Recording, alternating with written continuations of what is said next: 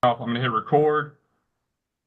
Welcome, everyone. This is the inaugural women's lacrosse Zoom meeting that we will have weekly with Coach Cindy Timchal. Coach, can you just kind of start us off with an opening statement, just kind of how the team has looked and through the first four games, what you're excited about, and what you're looking forward to this week? Yes. Yeah, I mean, we're 3-1 right now and heading down to Charlottesville to play, a really tough ACC program in the University of Virginia. Coming off our home opener against St. Joseph's, a team that we lost to last year. We had a really solid outing for our team, knowing how, again, kind of aggressive and tough they can be. We got a solid lead. They came back. What we did is just really secure and take control of the game and the victory. You know, the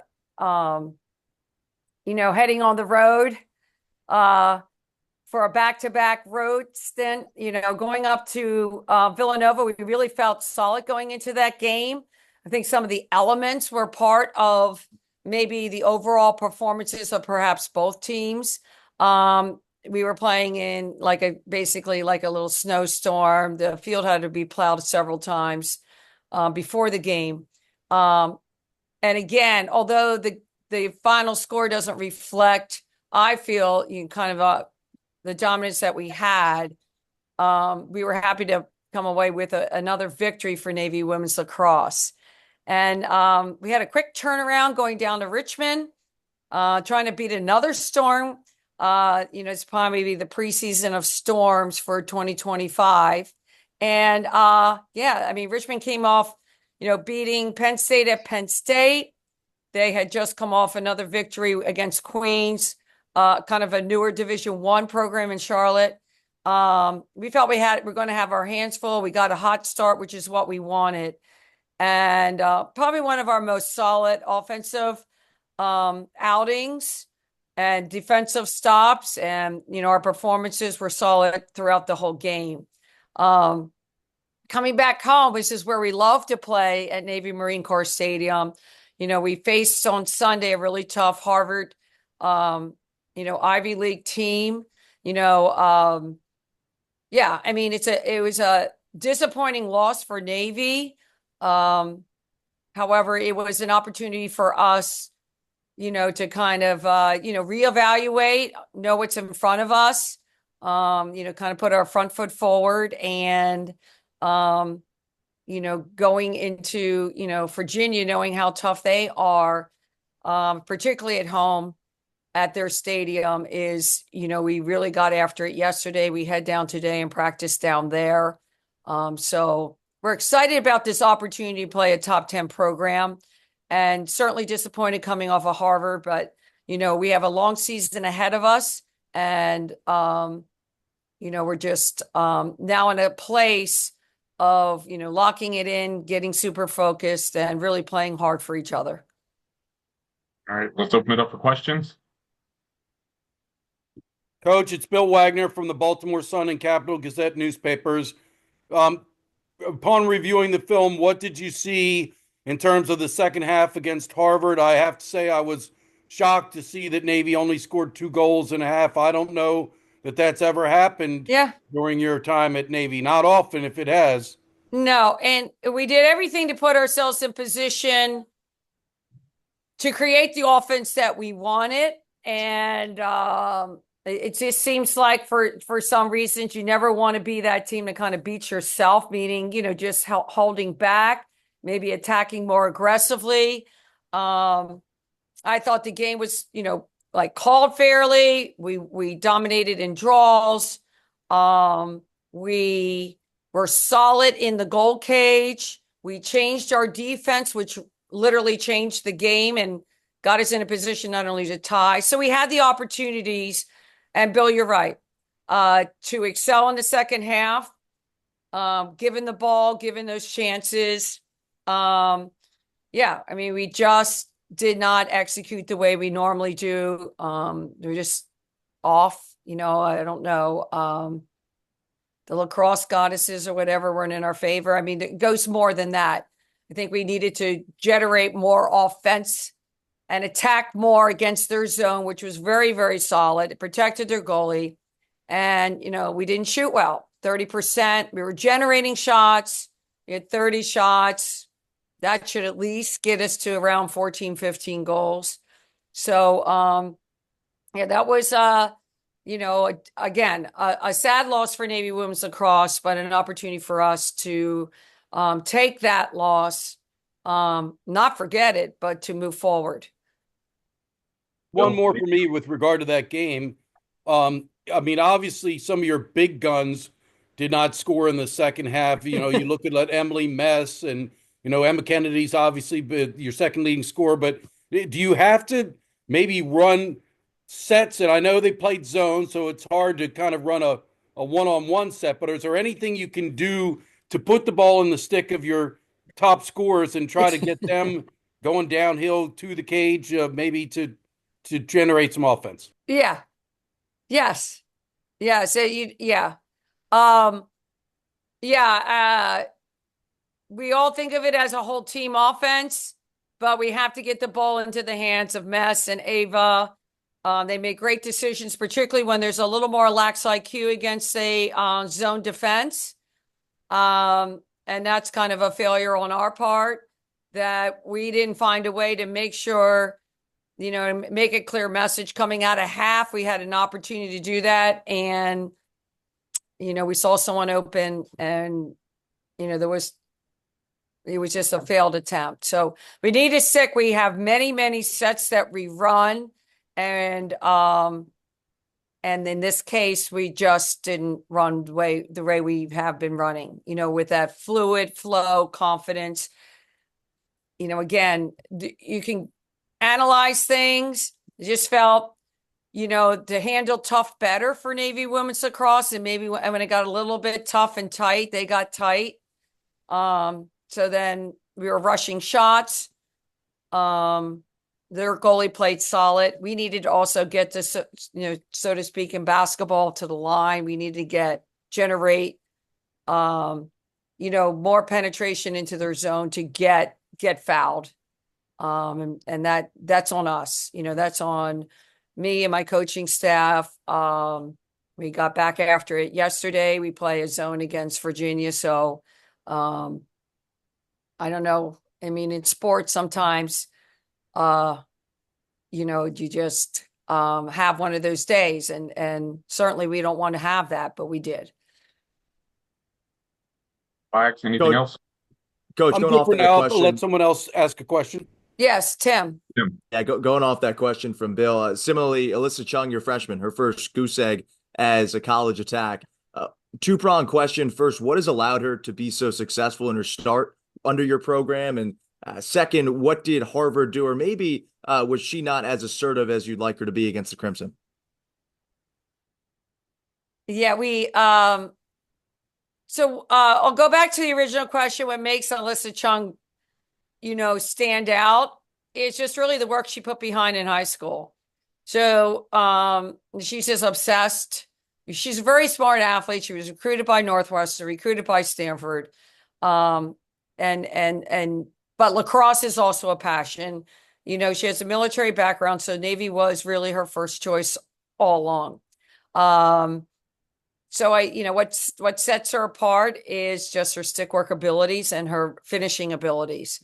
So, for her, it was just, she was just off, and the zone may have been looking bigger and bigger. But we just couldn't get that flow and sync that we have seen in the past. And it happens, but we had a lot of talk with her during the game and on iPads, and then a little bit after the game, which is always tough after you lose, but then yesterday in practice. So I think we're in a better place.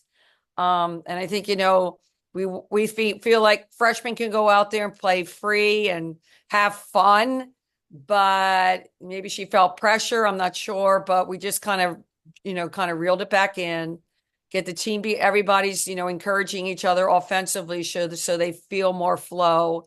And we'll see how it, turns out tomorrow. And then, Coach, my last question for you would be, what has encouraged you the most through these 4 games? What has been one aspect that has really caught your attention? You know, we feel are super athletic and super fast. We clear well. Felicia, now being a sophomore goalkeeper, has performed solid in the cage and has taken this whole new game for her. And, you know, somewhat at the Naval Academy being a freshman, there's a lot going on, but now she's able to reel it in and play solid. We need Felicia to play well. But our defense, you know, we've been resilient. We've shut off players. We play tough man to man. We send fire to players. We had to make a defensive adjustment yesterday. I mean, on Sunday, and, you know, switch from our man to our zone, which was, I thought we're either going to lose by 10 or keep us in the game. And it kept us in the game for a long time. And we kept getting the ball back and the extra scraps. So I think it's that resiliency on the defensive end and the blending of, you know, new young players, you know, freshmen that are starting. Offensively, with the exception, you know, putting up 8 goals in a half against a Harvard is solid. We should be able to, you know, take 2 more quarters of that, you know, and at least get to like 6 goals, at least get to 14 or something. So that's where, you know, I think that's where we have, you know, kind of peel in and dive deeper into that, but not overthink it. You know, the players need to feel supported. And, you know, a lot of people say, well, they need to play with confidence, but I think they just belief in each other and the idea that collectively we are more powerful than just one, I think is a concept that they've embraced. So those are exciting things. And, you know, to have Ava back, and we have to be reminded that Ava missed about 18 months, like a year and a half of lacrosse and all of our fall ball, which helped prep a lot of players for the spring. So that journey, she's 100% ready to go, but it's just getting a little bit more confidence in each game. And yeah, we don't want a situation where an Ava in this, you know, second half doesn't get a shot off. She loves to set her teammates up, but you know, we do need someone like an Ava to generate more offensive threats of herself to be able to create that backside looks that we need to have against Virginia. Anyone else? Any other questions? Hey, Coach. I was just wondering, you just mentioned Virginia, another ranked opponent for y'all. What kind of challenges do they present? And what are they really good at? Yeah, they're good at a lot. They had a magical season with a new coach last year. There was a couple teams down last year. You know, UNC was bitten by kind of an injury bug, and therefore, you know, they were able to be, you know, UNC for the first time. We don't take anything away. Virginia is an ACC school that's very popular with a lot of exceptional lacrosse players.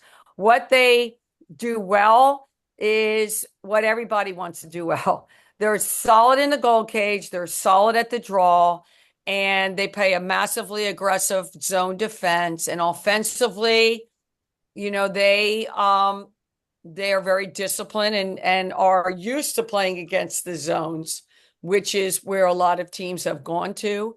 If you look in the top, I don't know, I would say 70% of the teams are playing zone now. The exception would be the number 1 and 2 team, which is Boston College, Carolina, Princeton, and Loyola.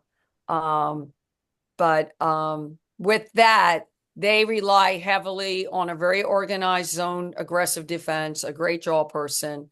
Offensively, they just play free and organized.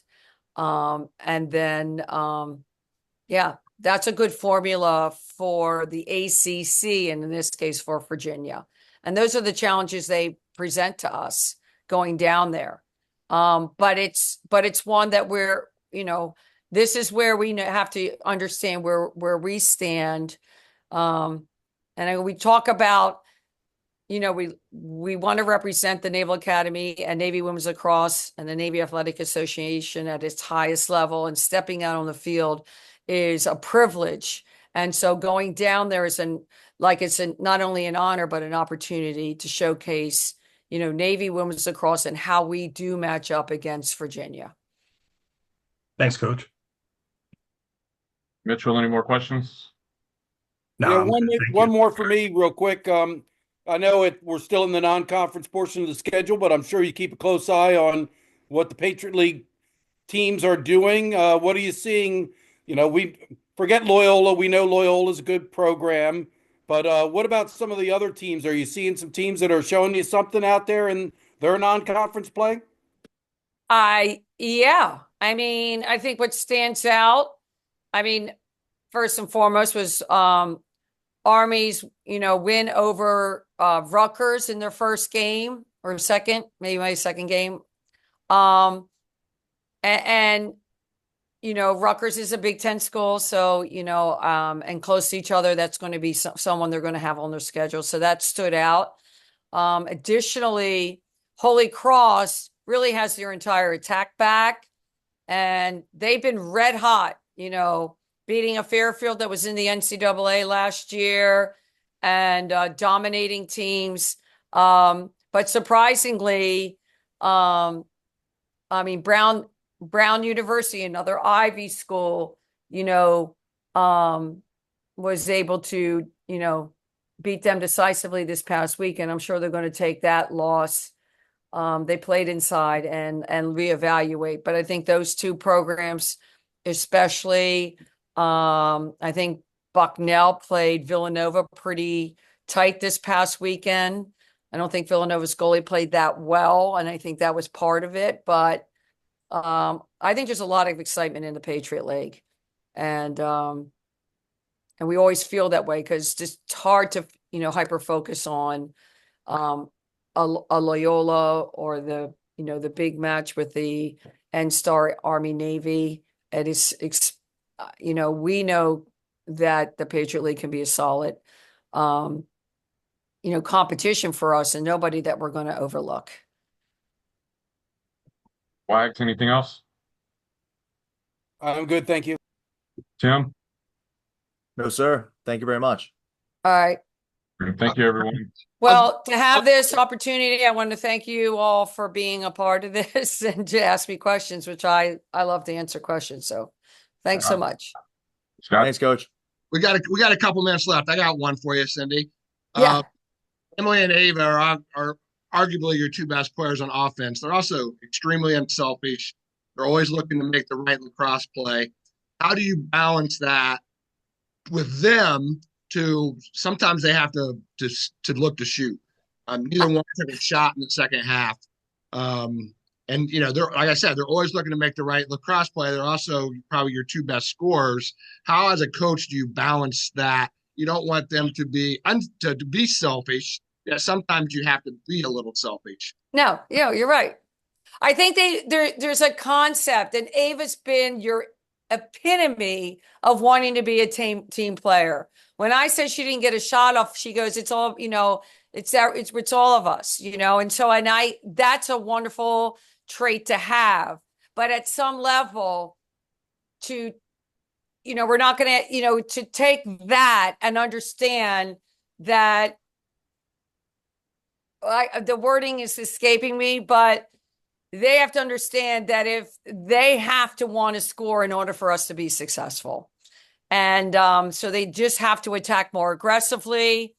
And I think we got bogged down in just being a little bit, not as aggressive as we normally have. And I think the pain of a loss is far greater, and not leaving it really on the field it is painful. So we expect them to understand their roles. And for me as a head coach, to make that crystal clear of what is involved with everyone.